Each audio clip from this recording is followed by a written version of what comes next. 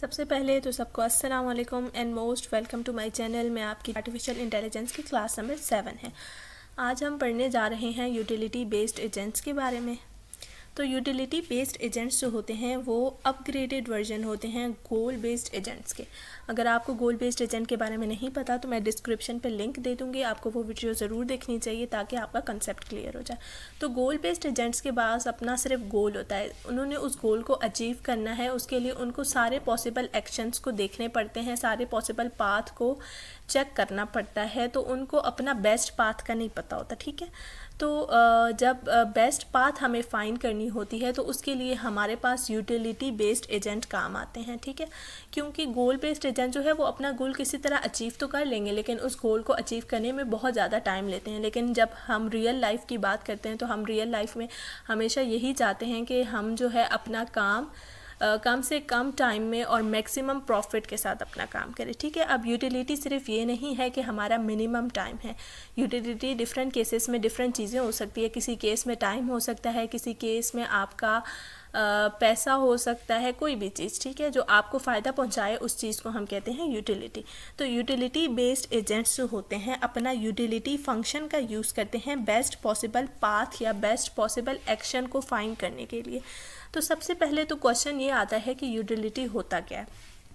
अब मैं आपको फिर से रियल लाइफ एग्जांपल से समझाना चाहूँगी कि पीछे मैंने एग्जांपल दिया था कि हमने सबसे पहले तो एक गोल डिसाइड कर लिया कि हमने सॉफ्टवेयर इंजीनियर बनना है या हमने डॉक्टर बनना है या हमने आईटी स्पेशलिस्ट बनना है या जो कुछ भी हमने बनना है, हमने अपना एक गोल डिसाइड किया। ठीक है, सबसे पहले गोल डिसाइड करने के बाद हमने बहुत सारी यूनिवर्सिटीज़ के लिए सर्चिंग की कि इस यूनिवर्सिटीज़ में आईटी के कोर्स ऑफ़र हो रहे हैं, इसमें सॉफ्टवेयर इंजीनियरिंग का कोर्स ऑफ़र हो रहा है। तो हमने सबसे पहले तो सारे यूनिवर्सिटीज़ को सर्च किया, प्लान किया। ठीक है, कि इस यूनिवर्सिटी में मैं एडमिशन ले सकता हूँ। ठीक है, अब आपने ज़ाहिर है हर यूनिवर्सिटी का एंट्री टेस्ट तो नहीं देंगे आप, या हो सकता है कि आप कुछ यूनिवर्सिटीज़ का दें, कुछ का नहीं देंगे। आपने अब डिसाइड ये करना है कि आप किन यूनिवर्सिटीज़ का एंट्री टेस्ट देना चाहते हैं और क्यों देना चाहते हैं। ज़ाहिर है कोई भी स्टूडेंट ऐसी यूनिवर्सिटी को सिलेक्ट करता है जो कि सबसे बेस्ट डिग्री प्रोवाइड कर रहे हों, जो सबसे आपके लिए या आपके फ्यूचर में आपके जॉब मिलने के लिए जो सबसे वैल्यूएबल हो। ठीक है,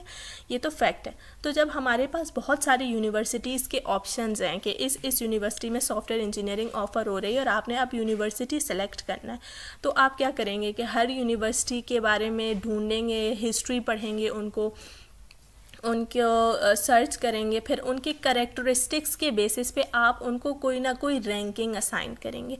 तो यूटिलिटी जो होता है वो आप समझ लें कि एक नंबर होता है जो कि हमारे पास जितने पॉसिबल एक्शंस हैं या जितने पॉसिबल पाथ्स हैं या जितने पॉसिबल ऑप्शंस हैं उनमें से बेस्ट को सिलेक्ट करने के लिए हम हर ऑप्शन या हर पाथ या हर एक्शन को कोई ना कोई वैल्यू असाइन कर रहे हैं। ठीक है, अब वो वैल्यू हम किस तरह से असाइन करेंगे कि हर एक्शन के बारे में कुछ उसके एडवांटेजेस देखेंगे, कुछ डिसएडवांटेजेस देखेंगे, कुछ कैरेक्टरिस्टिक्स देखेंगे और इन चीज़ों के ऊपर हम नंबर्स असाइन करते हैं। फिर उसके बाद आपने नंबर्स असाइन कर लिए तो फिर आपने डिसाइड किया कि मैं इन टॉप 3 यूनिवर्सिटीज़ या इन टॉप 5 यूनिवर्सिटीज़ में एंट्री टेस्ट दूंगा और फिर मैं एडमिशन लूँगा। ठीक है, तो इसी तरह यूटिलिटी बेस्ड एजेंट भी सेम इसी तरह काम करते हैं। अगर हम इसमें मैं आपको आर्टिफिशियल इंटेलिजेंस या इस तरह ह्यूमंस के अलावा कोई एग्ज़ाम्पल देना चाहूँ तो आप इसकी एग्ज़ाम्पल ले सकते हैं गूगल मैप वगैरह या फिर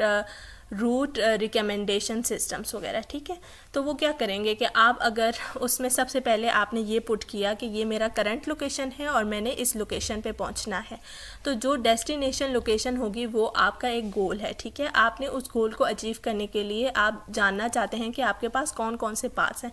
तो जो गूगल मैप या फिर दूसरे रूट रिकमेंडेशन सिस्टम्स क्या करेंगे कि आपको एक पाथ नहीं, जितने भी पॉसिबल पाथ्स हैं वो सारे बताएंगे और साथ ही साथ आपको ये बताएंगे कि इस पाथ पे आपको इतने मिनट्स लगेंगे, इस पाथ पे आपको इतने मिनट्स लगेंगे, इस पाथ पे आपको इतने मिनट्स लगेंगे, इस पाथ पे ट्रैफिक ज़्यादा है, इस पाथ पे ट्रैफिक कम है। आपको बेस्ट भी बताएंगे और सबको एक तरह की रैंकिंग बताएंगे और फिर आप अपनी मर्ज़ी का बेस्ट पॉसिबल पाथ चूज़ कर लेते हैं। ठीक है, तो ये था यूटिलिटी बेस्ड एजेंट के बारे में। अब तक हमने जितने भी एजेंट्स पढ़े, सिंपल, रिफ्लेक्स, मॉडल बेस्ड, गोल बेस्ड, यूटिलिटी बेस्ड, ये सारे एजेंट्स एक दूसरे के काइंड ऑफ अपग्रेडेड वर्जन्स थे, ठीक है।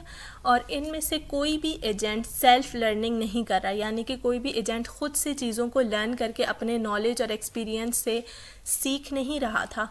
अब आगे जो मैं आपको पढ़ाऊँगी लर्निंग एजेंट नेक्स्ट वीडियो में, वो वाला एजेंट है जो कि खुद ब खुद चीज़ों को लर्न करता है, ठीक है। और आर्टिफिशियल इंटेलिजेंस का सबसे मेन फोकस तो यही है कि हम इस तरह के एजेंट्स या इस तरह के रोबोट्स चाहते हैं जो इंसानों की तरह ना सिर्फ एक्ट करें बल्कि इंसानों की तरह अपने एक्सपीरियंस से चीज़ों को लर्न करें और अपने एक्शंस को इम्प्रूव भी करें, ठीक है। So that's all for today.